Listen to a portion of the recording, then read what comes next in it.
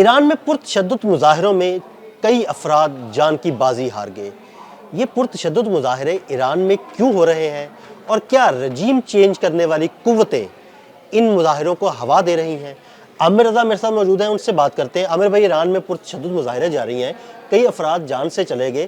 بظاہر تو یہی کہا جا رہا ہے کہ مہنگائی کے خلاف مظاہرے ہیں، لیکن کیا اس کے پیچھے کوئی ایسی قوتیں شامل ہیں جو ایران میں رجیم چینج چاہتی ہیں؟ دیکھیں، سب سے پہلی بات یہ ہے کہ لیبیا میں کیا ہوا تھا۔ ایران کو بعد میں بات کر لیتے ہیں۔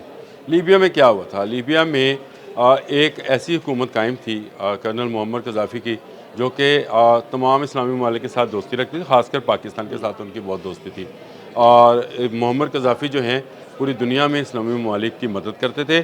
وہاں پر تعلیم، ہیلتھ اور تمام جو ضروریات زندگی ہیں لوگوں کو مفت مہیا کی جاتی تھیں۔ کوئی پریشانی، کوئی تکلیف وہاں کے لوگوں کو کسی معاملے میں بھی نہیں تھی۔ سائنس اور ٹیکنالوجی میں جہاں پر بھی دنیا کے اسلامی ممالک میں کام ہو رہا ہوتا تھا، اس میں محمد قذافی جو ہیں سب سے پہلے آتے تھے۔ اسلامک سمٹ کانفرنس لاہور میں، آپ کہیں کہ میں نے ایران کی بات کی، یہ لیبیا کی بات لے کے بیٹھ گیا۔ دکھ دیکھیں سانجھے ہوتے ہیں، بالکل ایسے ہی ہے۔ دکھ سانجھے ہیں تو ہمیں اس پر بات بھی ضرور کرنی چاہیے۔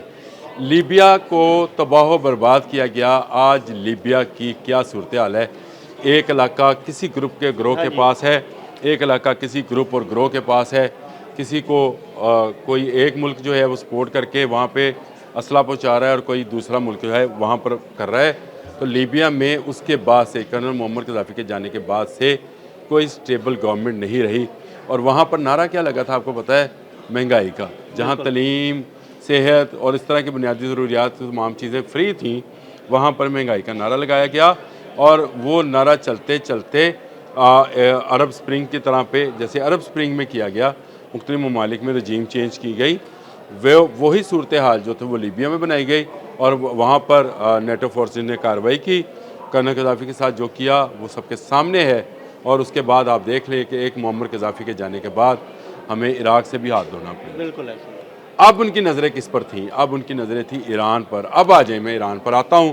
2 دن پہلے کا، 3 دن پہلے کا ایک بیان ہے ڈونلڈ ٹرمپ کا، ذرا ماریے اپنے نیٹ کے اوپر اور دیکھیے کہ انہوں نے ایران کے متعلق کیا کہا کہ وہاں پر ہم جو ہے تباہی اور بربادی کی قیامت برپا کریں گے۔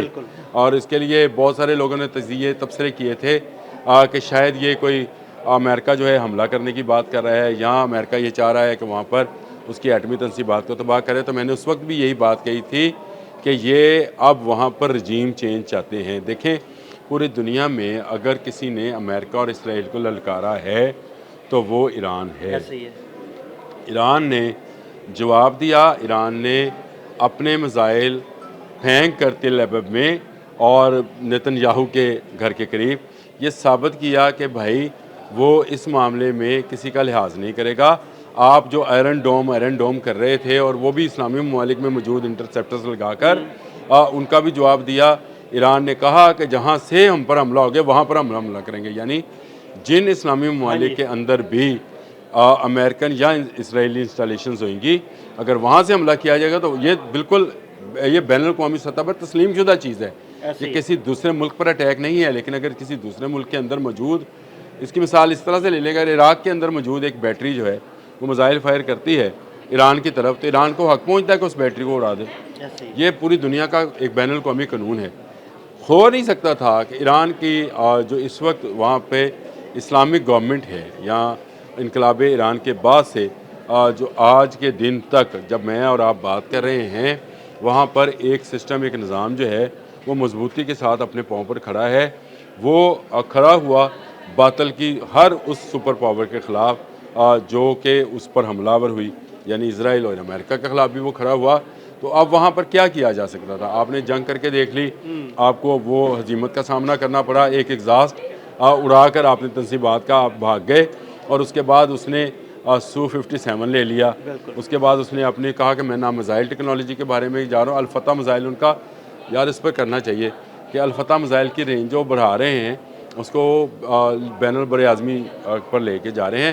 اب انہوں نے کیا کیا؟ مہنگائی کے نام لے کر وہاں پر شورش برپا کرنا شروع کی، جس کے نتیجے میں تاکہ ایرانی گورنمنٹ جو ہے، جو کہ اپنے دفاع کے متعلق جو تھی اتنی پابندیوں کے باوجود اپنے دفاع پر توجہ دیے ہوئے تھی، مطلب وہ انٹرنل معاملات میں الجھ جائے اور دفاع کی طرف اس کی توجہ ختم ہو جائے؟ نیچرلی انہوں نے یہی کوشش کی ہے کہ اس کو وہاں کے سسٹم کو جو ہے پہلے یہ پروپیگنڈا شروع کیا گیا. آپ ذرا پچھلے 2 ہفتے 3 ہفتے ذرا چلے جائیں, یہی دسمبر اور نومبر کے جو ماہ ہیں اس میں آپ کو وہ سٹوریز نظر آئیں گی جو انٹرنیشنل میڈیا, خاص کر اے پی وغیرہ جو اس طرح کے میڈیاز ہیں, ان میں آئی کہ ایران میں خواتین پر بڑا ظلم ہو رہا ہے جی, ان کو پردہ کرنے کا کہا جا رہا ہے. پراپر پروپیگنڈا شروع دیکھیں پروپیگنڈا شروع کیا گیا, پھر امریکہ نے پابندیوں کا اعلان کیا, مزید پابندیوں کا اعلان کیا تاکہ ایرانی کرنسی جو ہے اس کو جو ہے مزید جو ہے ڈاؤن کیا جائے.